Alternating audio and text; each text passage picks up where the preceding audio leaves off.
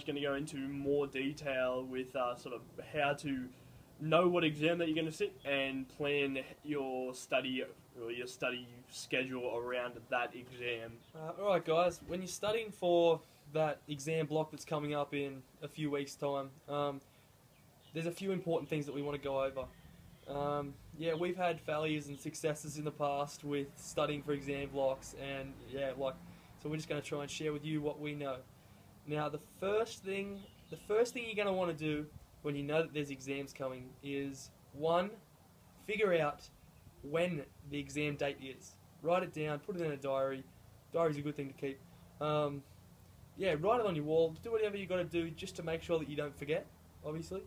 And the second thing is, make sure you know exactly what is going to be in the test. So for us, mostly science and humanities type stuff, there's usually specific syllabus points or topics, subtopics, all those sort of things where it's like, okay, this is exactly what they can ask me, I'm going to prepare for that. So yeah, make sure you know what's in the test. And third, and most importantly, start early, guys. I mean, it can really be the difference between 75% in a test and 92% or 95%. Alright, so one of the really important steps is to try and make your notes as you go along. Sort of when you're going through class, you want to make sure that you note down what the important points are. But really the main thing is that you need to really have your notes done 3 weeks before exams. A lot of people fall into that trap of, I'm 3 weeks out, it's finally looming, we've got exams, I'm going to start studying now. And that study is to write notes and finish maybe 2 or 3 days before.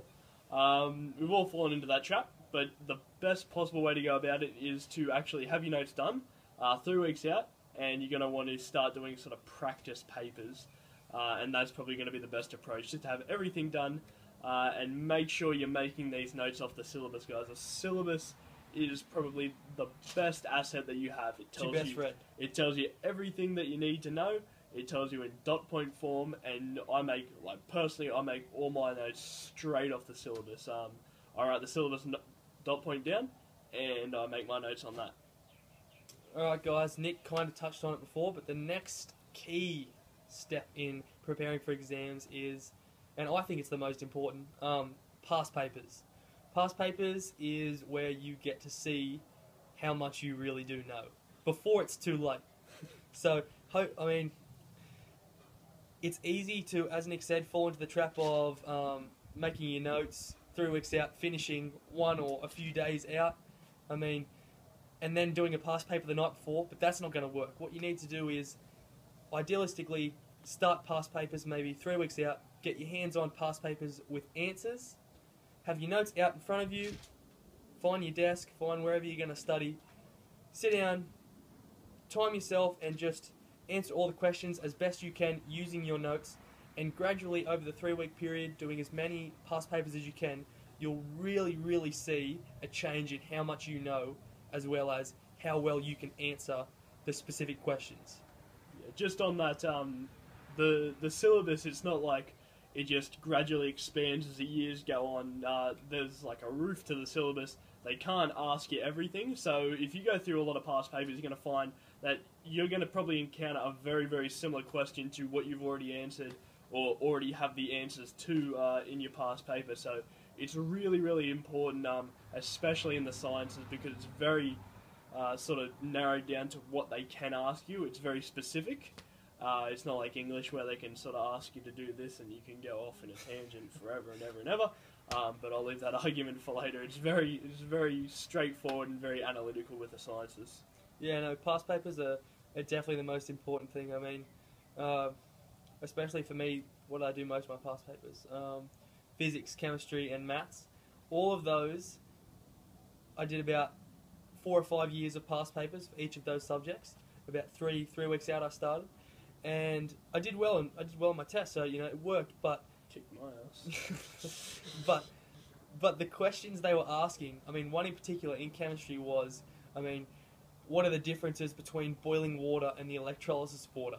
This question was asked every single year, and it was worth 4 marks. As soon as I saw that this year in the test that I hadn't seen before, bam, I've got it. There's 4 marks easy. I know exactly what I need to write. Alright, one of the last major points that we're trying to get across is that studying is really actually quite a simple process. There's nothing too, extravagant or too fancy that no one can't do. Really, all you've got to do is just keep on revising and keep memorizing. If you're not very good at sort of memorizing things straight off, or you don't have the best memory, if you continue to revise, it'll just eventually burn into your mind pretty much. Another great way to sort of go about remembering things is mnemonic devices. Yeah. Mnemonic devices. Yeah. Always pronounce it wrong. Basically, it's just when you make an acronym out of something. For example, like another example from chemistry again, popular subject. The enthalpy calculations. The equation is m delta t, which looks like MC delta t. MC delta t. When you write it out, it looks like it says MCAT. Basically, that's how we remember it. You say MCAT, and we know we're talking about heat calculation. Yeah. So that's just an example of something you could use. I know people who do it for legal studies as well. It's a pretty knowledge-dense subject. Acronyms, those devices are going to be really, really helpful for you. Yep. Yeah, guys, that's pretty much the main aspects of studying for exams. It's note-making and revising and practice questions, practice papers. But one more thing we did forget to mention was that this is where your teachers come in handy. Although class time is obviously really important. When you're doing these practice papers and the hints or the suggestions which are written on the exams and whatnot, you don't really quite understand something, go and see your teacher. That's what they're there for. You pay your school fees, all that sort of stuff. I mean, you really got to use all your resources available and, see how they would go across the question, and yeah, that'll be a good help. And another thing I just wanted to pinpoint, if you guys are learning in class up until the test, and like learning stuff that will be in the test, up until 4 days out from the test, like we had to deal with a few weeks back, you're going to want to keep making your notes as if that stuff wasn't in the test, but then start to front load. So, I mean, in physics, I went ahead a little bit and I read the notes that we were going to be going over, so I got a little bit of an edge. I got a little bit comfortable with what was going on. I watched YouTube videos, but then when we did come across it in class, I was done everything else, so I could really focus on the stuff that I'm only just learning. So yeah, if you're working up until a few days out from the test, you're really going to want to make sure you know everything else really early so that you can make sure you learn that last little bit in time. Alright guys, another thing you're going to want to do when you're preparing for exams is, apart from just writing down the objectives you want to do, you can also put it into a bit of a study timetable.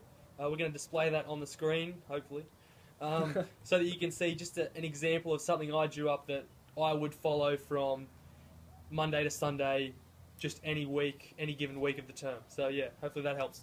Cool.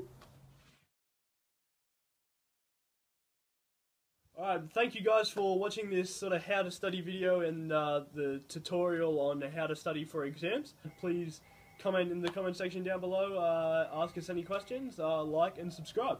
Thanks very much guys.